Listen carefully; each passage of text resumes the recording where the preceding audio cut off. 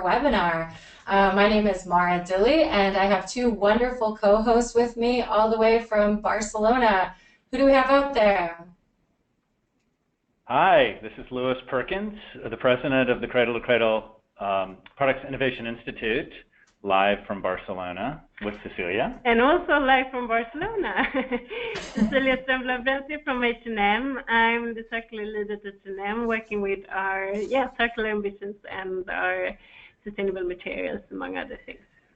Great. Thank you. We're so glad to have you here. So our topic for this month is accelerating circular fashion materials with volume collaboration, and that's what we're going to talk about today. On the call, I'm going to review the PLUS program, our membership collaborative for inputs of circular materials into the fashion industry. And then we're going to take a deep dive into this concept of volume collaboration. It's the operating mechanism for PLUS, and we're going to talk about it in detail today. So Louis and Cecilia are going away for a little while. They'll come back in the middle of the call. And right now I'm going to talk, cover some ground that we've already mentioned. So we've launched PLUS. We launched PLUS in September of this year. PLUS is a membership collaboration that pulls together brands, suppliers, and designers working together on materials to create new materials for the circular fashion economy. I'm going to advance our slide.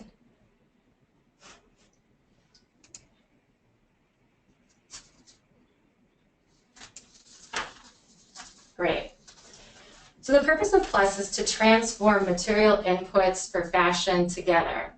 PLUS is a community of pioneering brands, designers, and suppliers collaborating to catalyze systems change in the fashion industry by transforming its material inputs. So in our last webinar last month in October, we had Jen Gilbert come on, if you remember when Jen Gilbert was here. Jen is a recycler. She works with the H&M stores to collect garments after use and recycle them. But Jen has major challenges, and you know why. Because clothes weren't designed to be recycled. So sometimes you can recycle them, but very infrequently, and it's rather challenging. So we need to transform those material inputs so that we can indeed recycle perpetually our garments and our clothes. And that's what we work on at PLUS. And we take a collaborative approach to doing that, working with other brands on pre-competitive materials to create those inputs that are going to work for our industry in perpetuity. PLUS members get a unique opportunity to verify circular fashion materials while sharing the costs, the effort, and the time with fellow industry leaders. Later on in the call, we're going to be joined by Julie Brown for the Sustainable Apparel Coalition, and she's going to talk to you about this redundancy and this fatigue of trying to get your suppliers to fill out certain forms and this form and asking them various different things. They're working so hard to bring everyone together to work off of similar inputs, and that's what we're doing here as well.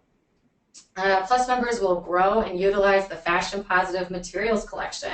This is a library of strategically important cradle-to-cradle certified building block materials for apparel. So we are part of the Cradle-to-Cradle Product Innovation Institute, and we operate off of the Cradle-to-Cradle standard.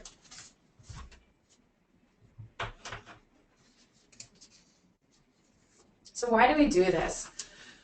We all are in the fashion industry. We create garments in one way or another, either as brands, either as designers, either maybe as suppliers as well. We have millions of garments, and we're all using the same building block materials. We use yarns, dyes, pigments, polyesters, spandex, buttons, zippers, threads, and so much more. These are common building block materials that we share across the industries, and they're pre-competitive materials. Fashion Positive has already done quite a lot of research into this area, and we've developed a critical materials list. This list is really a call to action. These are our go-to, #1, most important materials that we can go after, and by transforming those materials, we transform the entire industry. These are materials that can represent strategic shifts into circularity for the industry. So this list includes high sales volume across PLUS member usage in the fashion industry, shared material suppliers across PLUS members, high potential for integration into the circular materials economy. So these are useful things. These are things that we use at very high volume. Unique work streams in relation to other industry initiatives. And Julie and I will talk about this as well. We are avoiding redundancies. If there is good work going on with a material in another space in the industry, we're not going to go for that. We're going for the things that need to be worked on. These materials provide a solution or an alternative to a shared industry challenge. We're being very strategic and very creative about where we apply our work. It also represents a balanced portfolio of biological and technical materials, and a blend of traditional and innovative. So traditional is easy integration, small changes, relatively speaking, that can slip right into the current supply chain, and these innovative, cool materials that we all want to work on developing. Here is a simplified version of our list. So we have published our list. It's available on our website. You can download it at fashionpositive.org. While you're there, you can check out all this information about PLUS and our past webinars. Our Fashion Positive critical materials list. So scan this over and see if there's materials that you use at your company and what you're interested in working on. This is not the work streams for PLUS. It's our baseline. After we've established this baseline, we're going to be developing these work streams based on the survey that I'll be speaking to you about shortly.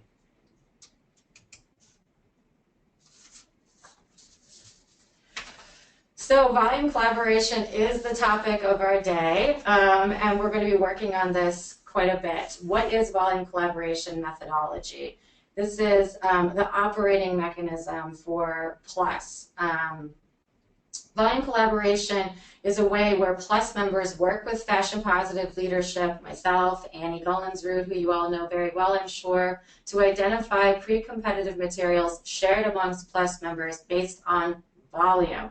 Why do we go for volume? Because it has the largest impact, of course, and we're trying to accelerate impact and change as fast as possible. So what are the materials you use the most, and what are the materials you need the most? Volume collaboration also helps contribute to material work streams, which will prepare these materials for Fashion Positive materials collection. So PLUS members, starting in 2017, will be surveyed, and the results of those surveys will establish work streams. These work streams are where PLUS members will be matched together with these critical materials to verify and optimize and verify the materials to the cradle-to-cradle standard. And then they become circular, and we can use them in circular fashion.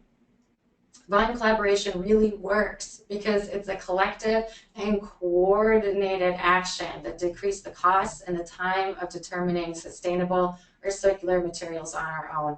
We don't need to do this by ourselves. We can work together, we can collaborate, we can share notes and make it work and still work in a competitive environment. There's a way, and we can go there together. And it's very important because if we do work together, we can rapidly scale and accelerate the use of better base materials and transform our industry. So like I said in that story about Jen, we can't recycle something that wasn't designed to be recycled. And if you can, you're lucky. So we need to create these materials that will be usable in the circular economy for circular fashion. And that's what we're here at PLUS to do. Another cool mechanism of the PLUS program is that we have a revolving fund. So the revolving fund is there. It loans fashion industry suppliers, companies, manufacturers, cash, money at below market rate so they can get materials and products certified by the Cradle to Cradle Product Innovation Institute. We want to remove impediments, remove barriers to the change that we need to have. So 50% of PLUS member dues go directly into the revolving fund.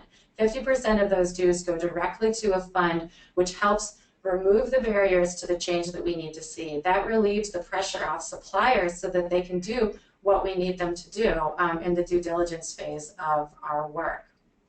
The loan can be used to cover costs required assessments for first-time certification or for improvements needed to achieve higher levels of certification. So as I said, it helps out the suppliers companies or manufacturers do the things that we need them to do to make the change we want to see happen.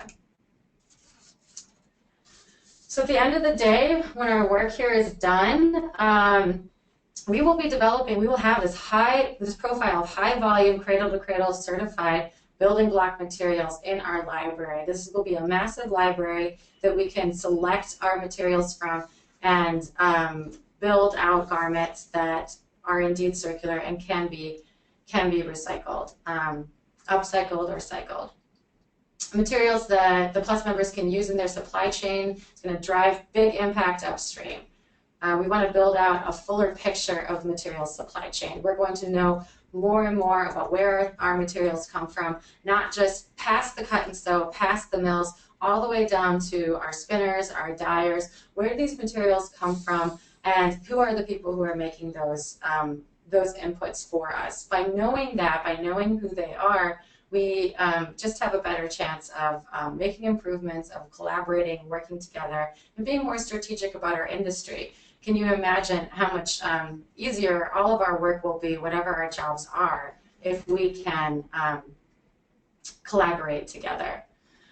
Also, so these circular materials are what's going to enable the circular economy, right? So as I've mentioned, we have recyclers working on recycling programs, collecting them, mechanical technologies for materials to recycle them, but we need also to create the innovation that's also necessary for recycling. So circular materials is the other side of it. That's the side that we work on at Plus and with Fashion Positive. We need to work on inputs for the materials economy. We need to create the materials that can indeed be circulated later on. Okay, so everybody's always interested in this slide, of course. So we have membership annual dues, which is based on revenues of your company, plus the need to, the money that it's going to take to certify these materials. So when we work together, we do get to share costs and we do get to share time. So you can self-assess where you reside in your space based on the annual dues. And if you have any questions, you can call me and I can help you work through that. As I mentioned, our first order of duty for Plus members is in January. We will be releasing our volume collaboration survey, which is the survey that we will look at where we use the most materials and where those materials come from, most critical materials and where those materials come from. We'll be working on that throughout the winter months until March 1st. There'll be an active work. We'll be talking back and forth, helping you work through that survey. Now, from October until the end of December, we are taking pledges to join the Plus membership Plus group in 2017. And next up on December 7th, we have a new webinar, a second webinar. So we're doing webinars every month, the roles and reach of circular fashion for change agents. So parsing out where everybody's role is within the circular fashion economy, who's doing what, and how can we collaborate and work together. I think that's very interesting to develop that map of what's going on here.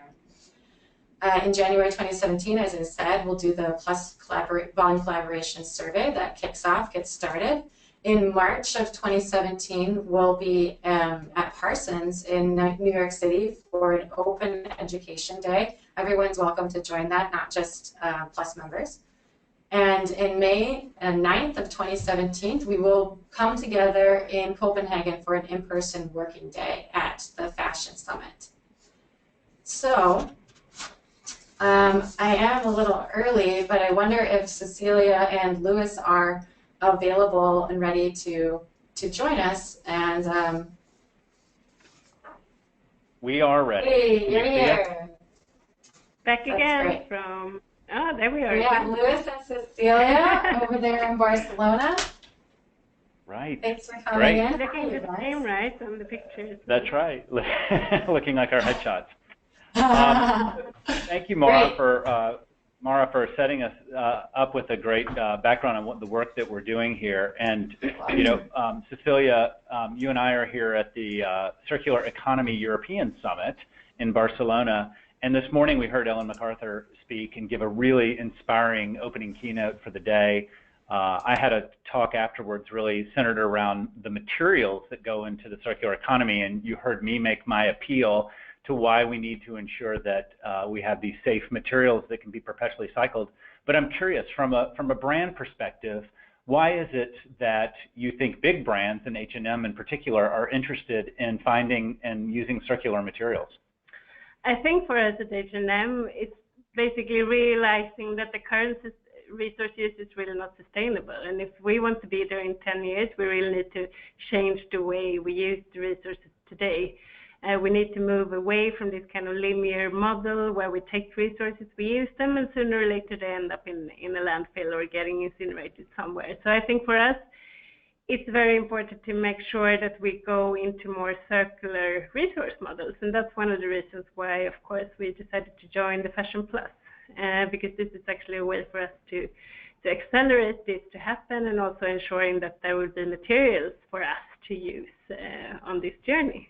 So I think, yeah, basically, so we have set a vision at H&M, a really bold vision that says 100% circular, but basically what it means is that we want to have a circular approach to how products are made and used, and that we will only use recycled or other sustainably sourced materials. And here we want to maximize the use of recycled materials and complement that with materials that are sustainably sourced.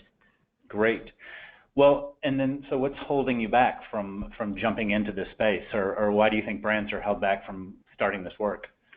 I think there's a lot of challenges, because what we need to do is we need a systemic change to the industry as such, and to the way we do use resources. And of course, that's not an easy task, and it will take time, but I think Fashion Plus is actually an example on how we can accelerate this and make this happen in a quicker way. Because I think when we join our efforts, this is where we actually can make this happen in a quicker way, as I said. So I think for us, we do work a lot with innovation and recycling. I think there's a lot of things that needs to happen there. For example, we also need to rethink how we design and which production processes we use in terms of dyeing and stuff like that. So there are a lot of different things we need that needs to happen. But I think, yeah, I would say that the change will happen a lot quicker if we were more of us trying to do it. And I know there's a lot of brands working on this in parallel. So I think we can do a lot good together here. Yeah, I agree with you, and I think that's why we're so encouraged to bring together a collective of brands, because we were already starting to see where there was repeated work happening in different areas that we could bring together. Good. Yeah, no, definitely. And I think the good thing when we have talked to you about this is actually to finding the materials, and also to get that kind of third-party verification that this actually is a circular material is very valuable for us. Because of course, to get there, we need to make sure that it is a good material. And I think for yarns and for fabrics, perhaps it's easier, but for things like dye stuff, for trimmings, there we haven't come anywhere almost in the industry to make sure that we're moving towards a circular model. So I think we have a lot to do there, but we can do it in a quicker way and more efficient way, I think, together. Yeah, I agree. So I think I'm supposed to kind of share a little bit about why we kind of came up with that too. And so do you want to share, Louis? I would love to. Yeah, good experiences when it comes to collaboration. Yeah, I think that for us, when we started the Fashion Positive Initiative a few years back, we started with the leadership phase, and we invited brands like G-Star and Stella McCartney and Mayette and Loom State and others to join with us, and we were working with each one of them individually along with our with our assessors that look through the lens of the cradle-to-cradle standard and methodology. And we were really noticing that in each one of these projects, we came back to some of the same common considerations, whether it was a wool or a cashmere or a cotton or a synthetic, but particularly when it came back down to the dyes and processing chemicals, as you mentioned. And in the particular case of a couple of the projects, we actually had one supplier for dyes come up over and over again, and that happened to be DyeStar.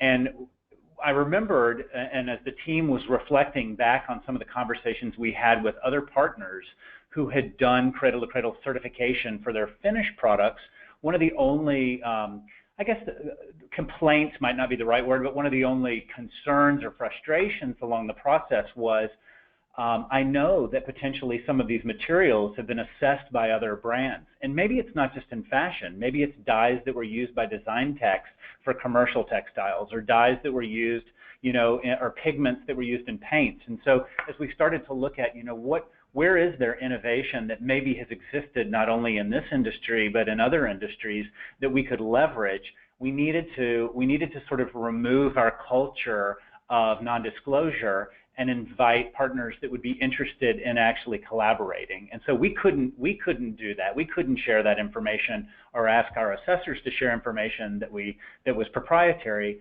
But as we started to look at, in the case of this one example with DyeStar, once we were able to go back to DyeStar and share with them that we had concurrent projects looking at the same dyes, could we potentially look through the lens of cradle-to-cradle material health?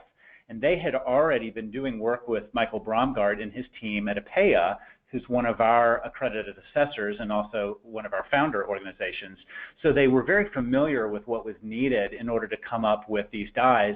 And in fact, in this case, the dyes didn't need to be created. They existed, but they just hadn't been leveraged through the program. And to say these have actually been certified in material health for cradle to cradle, and then also shared with a larger group. And so in many ways, it was almost about identifying what existed in this case, and then looking at it through the lens of cradle to cradle, and then amplifying it through communications to all of our partners that this was available.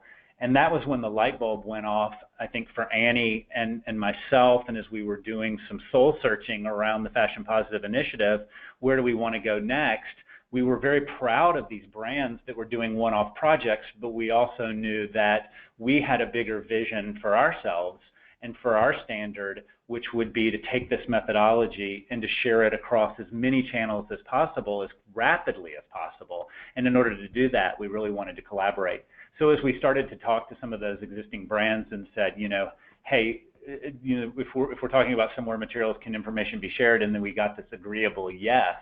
And we also knew that a culture was being created by organizations like the Sustainable Apparel Coalition that was really pointing towards this concept of being able to, share when appropriate, and share innovation or information when appropriate. And so that's how we really came up with this concept. And when we first started talking with you all earlier in the year about this idea, it was if we could also democratize some of the costs. And that was the real interesting part for us, not put the onus on the brands to do all of the heavy lifting in the supply chain, but potentially to identify as a larger group where there was potential to identify materials, verify them through cradle to cradle, and then start cataloging them in a library. And that if we could do that and also leverage our revolving fund and leverage the relationships to these suppliers that you all have. So yeah, that's kind of how we arrived at this plus model. Great, thank you. Yeah, thank you. Thank you. So with that, Mara and team, did you have any other discussions that you wanted us to have as a group on this side of the pond? I do too. Yeah, thanks. Welcome back. Yeah, I think that's just very telling, Louis, your story about collaborating with or realizing those redundancies within dyes and that basis of where Plus came from out of an industry need and out of an industry desire to solve these problems collaboratively and work faster and work better and also work with friends, Cecilia. It's so nice to have people like you together in this work because it's hard. And when we come together and share notes, it just makes it all the more worthwhile and all the more pleasant, right? Yeah, and I'm reminded of something that I'm hearing a lot these days around let's not make sustainability and the future of our planet a competitive advantage. Let's decide that there's things we will compete on, but there's things we don't need to compete on. And I think that's exciting that many of you are expressing interest that are on this call and joining us in this work, because it will be something that will not only go beyond the work that we're doing in our individual organizations and companies, but really be something for the future. Yeah, and I think it's not about competition here. Here we're not competing. It's actually a win-win situation. It will be easier for us and easier for you. I think it's not about, we have the same goal and we will get there faster together. That's what I think. Well, I agree, and I was inspired by the carpet and flooring industry, which I came out of before I joined Cradle to Cradle, because all the carpet industry is set up to take everybody's carpet back. And in order to do that, they had to have a common list of materials that they knew that they were working from and the common suppliers. And so it's very easy for them to look at a future where their materials can be interchanged because they've set up a system that way. And I think there's some real tremendous learnings that could come out of this industry from that one. Yeah, definitely. Exactly. All right. No, we call that feed two birds with one seed. There you go. Very good. All right. Okay. Well, we're going to let you go back to your conference, and thank you. Thank you for joining us so much. We really appreciate it and sharing your Thank wisdom you. there. Goodbye. All right. Bye, Cecilia. Goodbye, Bye. Louis. Bye-bye. Bye. Okay, we are back in San Francisco. Thanks so much to those two for joining us and sharing their wisdom. So let's going to talk specifically about volume collaboration. I don't need this any longer. So volume collaboration methodology, this is the operating principle, how PLUS makes it work. So as a review, as I said, PLUS members work with fashion positive leadership to identify pre-competitive materials shared amongst PLUS members based on volume. So we're taking that list, we are looking at how much of that list do you really use as PLUS members, and then who do you buy that from? We'll talk about why that matters in just a minute.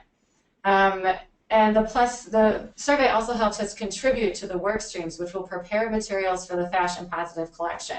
So the point of this work is to grow the Fashion Positive materials collection so that we have a huge library of materials that we can work from and build garments out of that are indeed circular. So it's about driving access, making access for the fashion industry.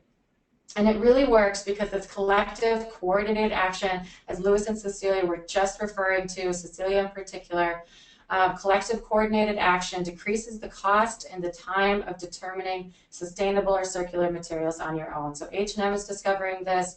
One of our earliest PLUS members, H&M, is discovering this. And that together we can rapidly scale and accelerate the use of better-based materials that indeed transform our industry. So let's talk specifics. In January, we're launching the Volume Collaboration Survey to PLUS members, to our PLUS members. PLUS members participating in this survey will help us enact the Volume Collaboration methodology. We are looking for strategic intersections for PLUS members to work on material optimization. So where's the best place to set up camp to do the work that we're going to do? And what does best mean in this scenario? So best means a strategic intersection that is high volume of a shared supplier of critical material. High volume, shared supplier, critical material. So now, working back to the building blocks. Most brands and most of us, we just know where our material comes from. We know where the cut and sew facilities are, and we know where the mills facilities are. Our supply chains are vast and interconnected. This is a very simplified picture to help us understand the purpose of our survey and the likely locations for these intersections that we're looking for. So it's a discovery process. The survey is a magnifying glass, and we're looking for something. We're looking for these strategic intersections of high volume suppliers of critical materials. If you look on our our diagram here, when you start going back into the purple, spinners, fiber producers, raw, this is the pre-competitive place. So as Cecilia said, this is the place where we don't need to, where we are free to collaborate, where we're free to look and work, because we do indeed buy from the same places. And Julie's going to speak to that in just a moment here as well. Effective action towards circular materials will most likely take place in the blue-purple section. So the spinners, the fibers, and the raw as well. But we're really looking at spinners and fiber production here. And we understand that many of our PLUS members may not initially know the full path from their garments all the way back to the to raw production or to fiber production. That many of our PLUS members might just know their cut and sew facilities or their mills facilities. So this is where Fashion Positive is going to step in and help out. We're going to conduct some investigative research to help make that leap, to bridge that spectrum all the way together.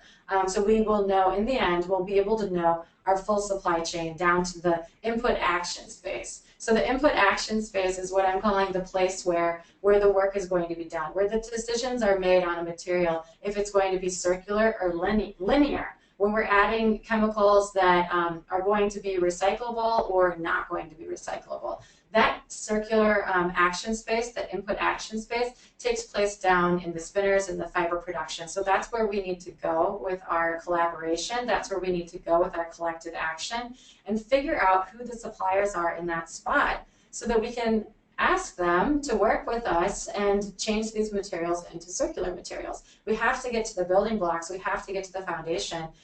Without that, we can't make things circular further down the line. So where's that critical place where the decision is being made for a material to go linear or to go circular? We have to go in there.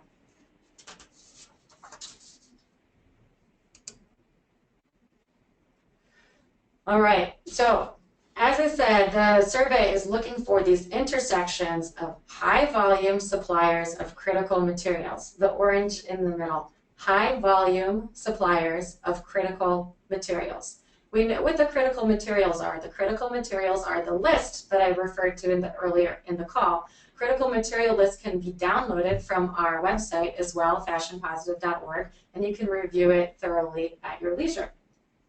So we've done research into that, and we know what that is. We don't know what volume is, and we don't know what the supplier relationships are. We don't know where those suppliers are that are selling our critical materials at high volume. That's what we need to figure out, and we need to figure that out together. So the survey triangulates the intersections between volume, critical material, and supplier relationships.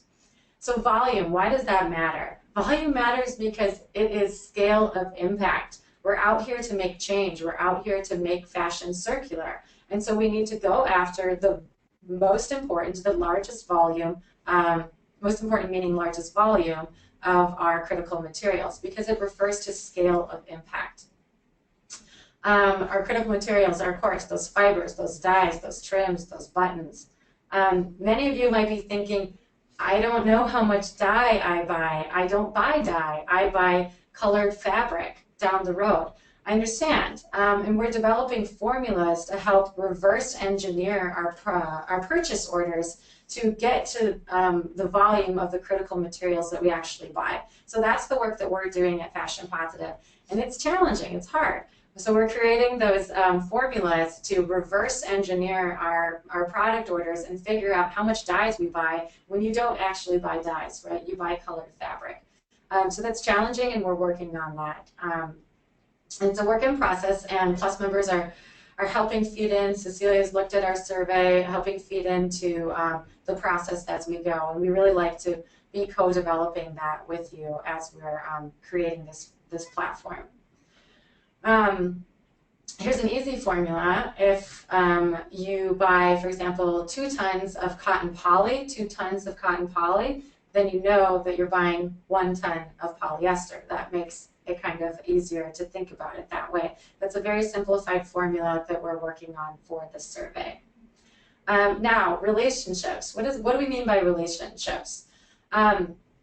These critical materials, as Julie is about to speak to, are coming from the same place. And a lot of us know that intuitively, or it sort of makes sense, but we're finding more and more this to be indeed the truth. So if these critical materials are being sold at a high volume by the same people, those are the people we need to work with to make the change that we're hoping for. And plus, it's people powered, right? We're all about relationships. We want to work together while we're out there looking for high volume suppliers of critical materials. We're also working for partners. We're looking for nice people that we want to bring on this journey with us. So Plus is a group of people who want to collaborate for change. So we're looking at our suppliers, who are those action spaces, and then who are those action spaces that are going to work well with us and bring value to the group. So it's very interesting, and I know a lot of brands have positive relationships with their suppliers that they've worked very hard on to create that relationship, to generate that relationship, and we want to push that positivity outward and work from a relationship standpoint as we go about our work, because the work that gets done is the work that people want to do, and that that sort of friendly attitude, I think, is going to get us far. So volume is important because of scale of impact. Critical materials are important because of their potential to shift the industry into circularity, and our supplier relationships are important because we can come to them with collective voice of our brands. If we know that 60% of our brands are buying pre-competitive building block material from one supplier, that's a big bargaining power. That's big voice that we can bring to the scenario. So now that I've said that, I wonder what you have to think. So let's take a poll. Do you think, or do you know, that you have shared suppliers with other big brands? Do you think, or do you know, that you have shared suppliers with other big brands? You can fill out the poll. I'm very curious to hear what you have to say.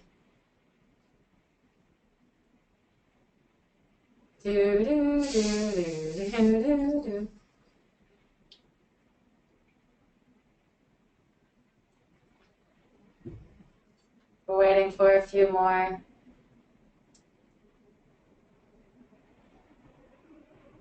Has everybody got their vote in?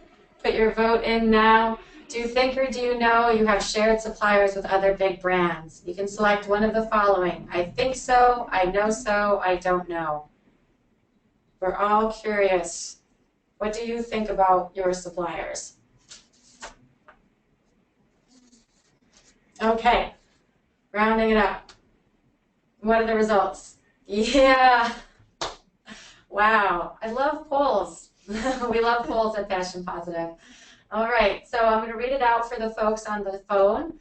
33% of attendees on this call say that they think so. They think they share suppliers with other big brands. 43, almost half, say that you know that you're sharing suppliers with other big brands. And 23% of attendees say that they don't know. So that's very interesting, right? You either think or you know that you're sharing.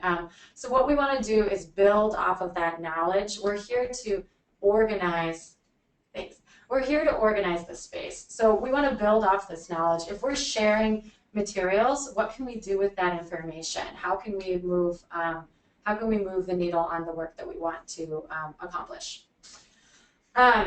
So let's pull in somebody who knows this from very close experience.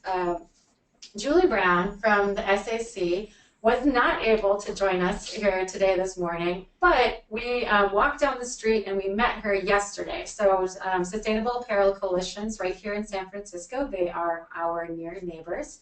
And yesterday we went to Julie's office and we filmed this interview with her. I hope you enjoy. I will be back after Julie speaks. Here we go.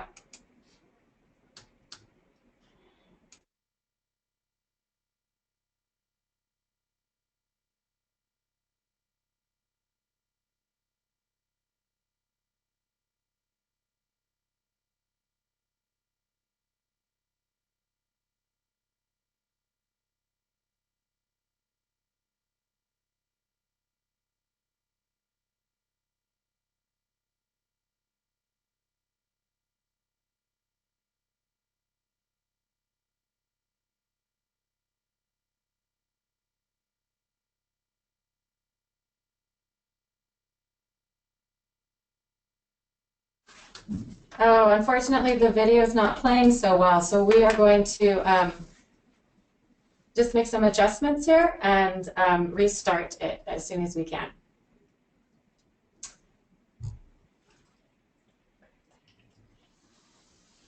So as we're making the adjustments, I hope you're relaxing and enjoying your morning or your evening. We will just carry on.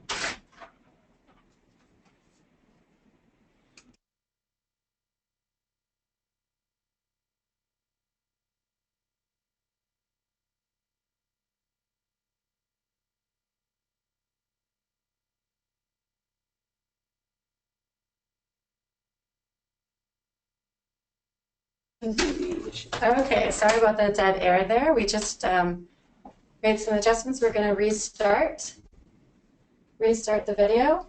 And here we go, I hope. Here we go.